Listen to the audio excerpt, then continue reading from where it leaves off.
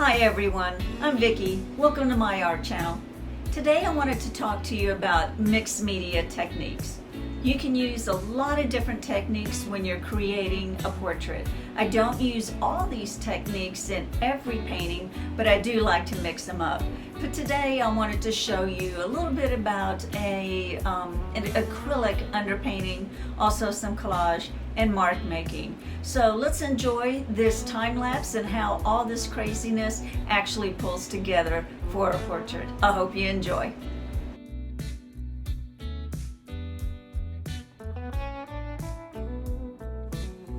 Now let's start layering. Begin with your base layers using lighter colors, thinner applications of paint. Because this is acrylic, I'm diluting with water.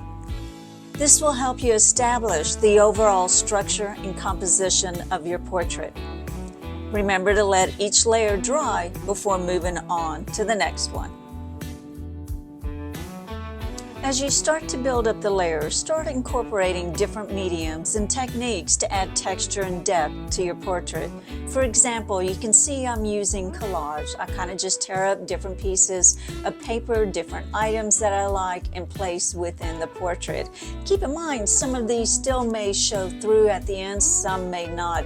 But if you're looking close to the portrait itself, there's some additional visual items that you can see. Don't be afraid to get creative and push the boundaries of traditional portraiture. This is where mark making comes in. It was something I was very nervous about, especially scribbling and doodling and scripting over a portrait piece.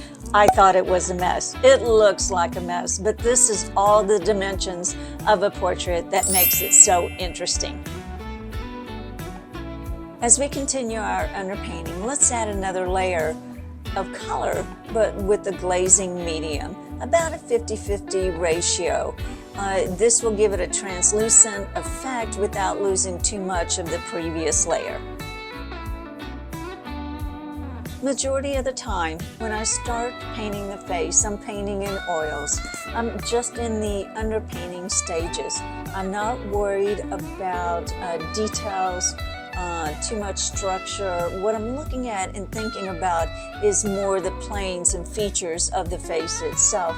And as I build out the full face in color, at that point, then I'll start to break it down into more structure, more planes, more details. But you have to get through the total face of adding the color before you can actually get to the next stage of detailing. Finally, it's time to add the finishing touches to your mixed media portrait. Use fine brushes and detail work to refine the subject's features and add highlights and shadows. Remember to step back and assess your work as you go, making adjustments as needed.